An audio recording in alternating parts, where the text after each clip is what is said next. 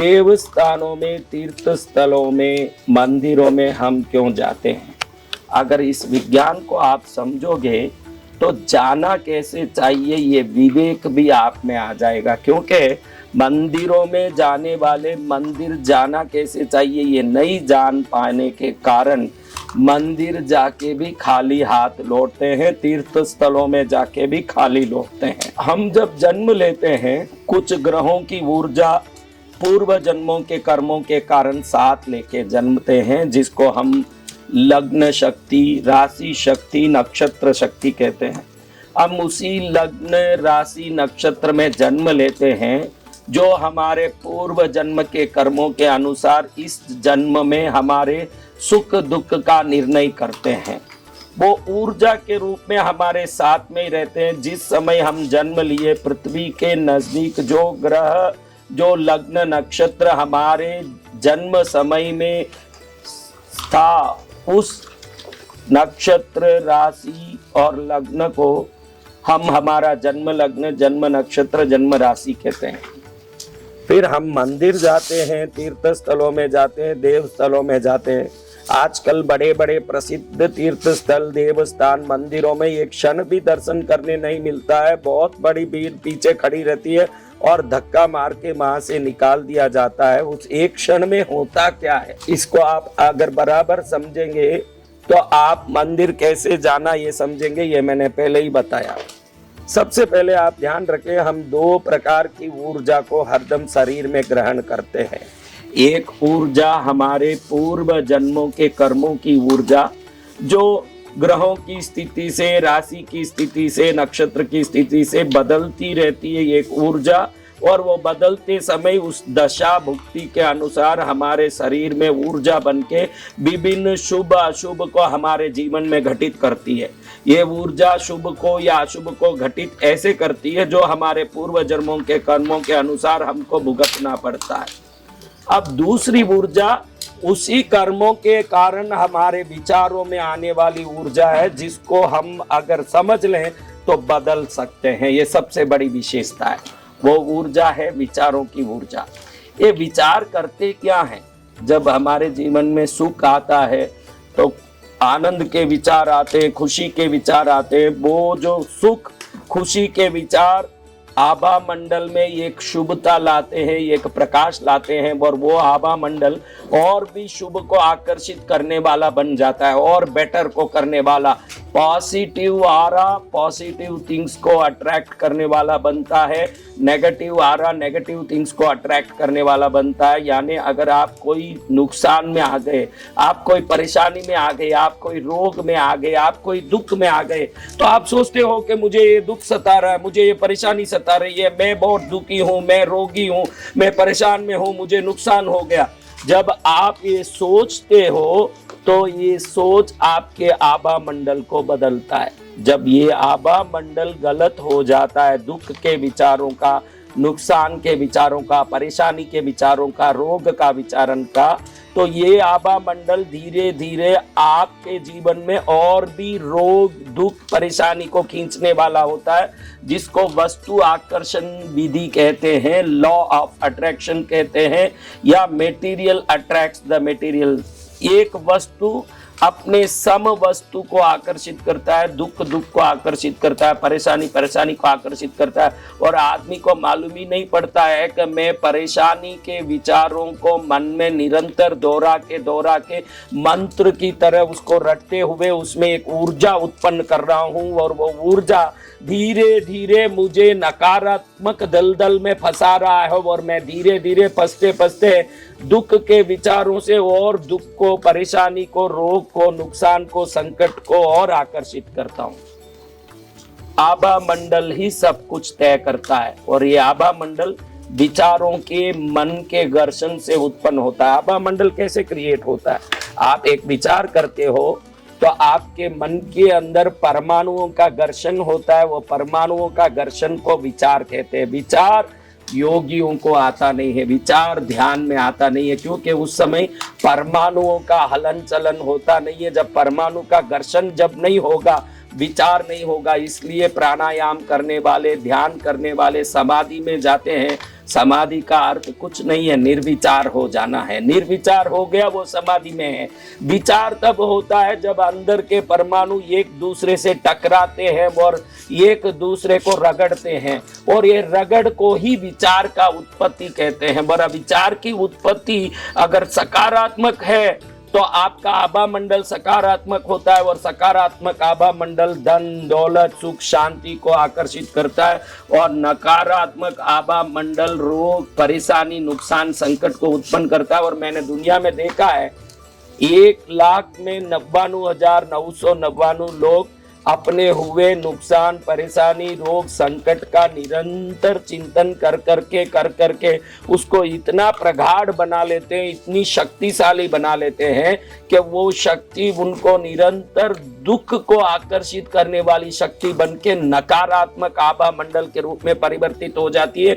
वो चलते फिरता नेगेटिव पावर स्टेशन बन जाता है, गलत चीजों को आकर्षित करता है, गलत लोगों को आकर्षित करता है, गलत घटनाओं को आकर्षित करता है, दरिद्रता को आकर्षित करता है, रोग को आकर्षित करता है, परेशानी को आकर्षित करता है। यहाँ हमारे प्राचीन भारतीय सनातन शास्त्र काम आता है। आपकी कितनी भी प्रगाढ़ दरिद्रता, दुख और संकट, परेशानी का, नुकसान का नकारात्मक ऊर्जा हो, आप कृष्णगिरी जैसे तीर्थों में, ज्योतिर्लिंगों में, शक्तिपीठों में, प्राचीन तीर्थ स्थलियों में, दिव्य स्थानों में जाते हैं तो वो दिव्य स्थान आपके लिए क्या करते हैं महाराज? क्या करते हैं आपके लिए? देखिए, आप दिव्य स्थानों में क्या होता है। आप किसी मंदिर में जा रहे हो, कि किसी तीर्थ स्थल में जा रहे हो, कि भी देवी स्थान में जा रहे हो, दैविक स्थल में जा रहे हो। अब ध्यान रखना, उधर कई लोग जाके प्रार्थना करते हैं, और वहां के पंडित, पुरोहित, पुजारी, संत, कई महंत प्रार्थना करते होते हैं। तो सबसे पहले एक दैविक स्थान के, मंदिर के, तीर्थ स्थली के परिसर में सबसे पहले होता है प्रार्थना की ऊर्जा। सबसे पहले जो प्रार्थना की ऊर्जा होती है, ये ऊर्जा वो परिसर के चारों तरफ घूमती है। दूसरी होती है मंत्र की ऊर्जा। वहाँ वेद मंत्रों का पाठ होता रहता है, जप मंत्रों की उच्चारण होते रहते हैं, विभिन्न प्रकार के मंत्रों से, स्तुतियों से, स्तोत्र से, आरती के गायन से निरंतर वो जगह सकारात्मक शब्दों के तरंगों को गूंजाता है। तो वो जगह में होता है प्रार्थना की ऊर्जा और मंत्रों की ऊर्जा। फिर होता है क्रिया की ऊर्जा।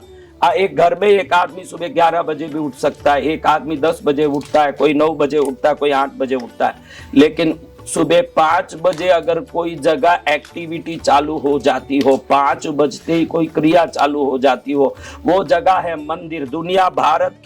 दुनिया के कोने कोने में जो भारतीय मंदिर है, सब सुबह 5 बजे, 5:30 बजे खुल जाते हैं। कई मंदिर तो 4 बजे भी खुल जाते हैं। 5 बजे खुलने वाला मंदिर रात में 9, 10 बजे, 10:30, 11 बजे तक भी निरंतर कोई न कोई आराधना में संलग्न रहता है। ये संलग्नता क्रिया 6 बार 6 काल की पूजा होती है, 4 काल की पूजा होती है, 3 काल की पूजा होती है। तो पद्धति से अब वर्षों से निरंतर चलने वाली वो पूजा की पद्धति, उसकी क्रिया, ये जो उत्पन्न करती है ये क्रिया का ऊर्जा। दूसरा है प्रकृति का ऊर्जा। देखिएगा आप, ये 12 ज्योतिर्लिंगों का स्थान को भारत में आप देखेंगे तो अगर एक लाइन निकालेंगे तो ये 12 ही ज्योतिर्लिंग एक लंबे लाइन के अंतर्गत केदारनाथ से रामेश्वरम तक बने हुए हैं। ऐसे कैसे बन गए 12 ज्योतिर्लिंग? क्योंकि वो एक अक्ष रेखा, एक कर्क रेखा के ऊपर व्यवस्थित, जहां जहां वो शक्ति बिंदु है, शक्ति केंद्र है, वो शक्ति केंद्रों के ऊपर वो मंदिर बने हैं। जहां शक्ति का चक्र बहुत जोर से घूमता है, जहां से शक्ति उत्पन्न होके चारों तरफ बाहर निकल के फैलता है, उस जगह में ये शक्तिपीठ, ये ज्योतिर्लिंग, ये कृष्णगिरी का तीर्थ, ये सब कोई विशेष शक्ति केंद्रों के उन स्थानों में बने हैं जिन स्थानों में आप प्रवेश करते हो तो प्राकृतिक रूप से ही करोड़ों गुना ऊर्जा भरा होता है। जो आप प्रवेश करते हैं तो आपके शरीर में प्रवेश करता है। ये है प्रकृति की ऊर्जा। दूसरा, वहां आप जाओगे तो एक मंदिर में मूल स्थान में कोई शिवलिंग हो, देवी हो, पद्मावती हो, उनका तो स्थान होता ही है, लेकिन कितने ही पारिवारिक देवताओं के स्थान होते हैं, गणपति से लेकर हनुमान जी तक के मंदिर होते हैं। तो उन सभी मंदिरों में से निकलने वाली दैविक ऊर्जा भी वहां पर चारों तरफ घूमता रहता है। और उसके बाद है सामग्रियों की ऊर्जा। आप देख सकते हैं, आपके घर में गंदे कपड़े होंगे, आपके घर में गंदे कचरे कूड़े होंगे, आपके घर में फटे टूटे फर्नीचर होंगे, लेकिन एक मंदिर में आप जाएंगे तो वहां शाम को बासी फूल निकाल दिया जाता है, पुरानी चीजें निकाल दी जाती है। मंदिर में सिर्फ पवित्र चीजें जाती है, जैसे नारियल है, केला है, फल है, इत्र है, पुष्प है। जिन चीजों में अत्यंत ऊर्जा भरी हुई है, ऐसे ऊर्जामय वस्तु ही मंदिर में प्रवेश करते हैं। तो उन सामग्रियों की ऊर्जा भी उस मंदिर में, देवस्थान में, तीर्थ स्थलों में इतनी भरपूर होती है। और इन देव स्थलों में जाओ आप कोई भी स्थान में, तो वहाँ कितने ही ऋषि मुनि युगों पहले तपस्या किए हैं। इंद्र से लेके अग्नि, यम, कुबेर से लेके कई देवता वहाँ तपस्या करके भगवान महादेव को, भगवती को, पद्मावती को प्रसन्न करने साधना किए हैं। तो ऐसे ऋषि मुनियों के, देवताओं की तपस्या की ऊर्जा उस जगह में है। और तीर्थ स्थलों में मूल रूप से विराजमान हुए भगवान या भगवती की मूल शक्ति, जो अनंत करोड़ सूर्यों से भी ज्यादा प्रकाश और ऊर्जा रखती है, ऐसी दिव्य ऊर्जा भी उसी जगह पर विद्यमान होता है। उसके अलावा वहां अखंड जलने वाले दीपकों से प्रकट होने वाली एक अति विशिष्ट ऊर्जा। अब आप समझिए, एक मंदिर में प्रार्थना की ऊर्जा, मंत्र की ऊर्जा, क्रिया की ऊर्जा, प्रकृति की ऊर्जा, देवताओं की ऊर्जा, सामग्रियों की ऊर्जा, ईश्वरीय ऊर्जा, अखंड जलने वाले दीपकों की ऊर्जा, वहां पहले तपस्या किए हुए ऋषि मुनि और देवताओं की ऊर्जा, तीर्थ में मूल रूप से विराजमान उस ईश्वरीय शक्ति की ऊर्जा, ये इतनी ऊर्जा जब एक साथ एकत्रित हो करके जब पूरी हो जाती है, तो आप समझ लेना कि आप जब भी दर्शन करने जाते हो, आपको बहुत बड़े साधक बने होने की कोई जरूरत नहीं है, बहुत बड़े आस्तिक या आप बहुत बड़े आस्थावान, श्रद्धावान बनने की जरूरत नहीं है। जैसे किसी भी बगीचे में घुसने वाला आस्तिक हो, नास्तिक हो, आस्थावान हो, आस्थाहीन हो, सबको वो बगीचे में रहे हुए पुष्प समान रूप से सुगंध देंगे। वैसे ही इस तीर्थ परिसरों में, देविक स्थानों में, मंदिरों में घुसने वाले सभी लोगों को एक समान रूप से, भले ही वो नास्तिक हो, आस्तिक हो, श्रद्धावान हो, श्रद्धाहीन हो, मैंने जितनी ऊर्जा बताई है सभी ऊर्जाएं एक साथ जब उसके शरीर में प्रवेश करती है, जन्म जन्मों से एकत्रित किए हुए कर्मों की नकारात्मक ऊर्जा से लेके इस क्षण तक हमने जो विचारों से उत्पन्न किया वो नकारात्मक ऊर्जा 100% टोटल नेगेटिविटी रिमूव होती है और पूर्ण रूप से हम पॉजिटिव होते हैं। और ये पॉजिटिविटी हमको नया जन्म, नया जीवन और नया दर्शन देता है।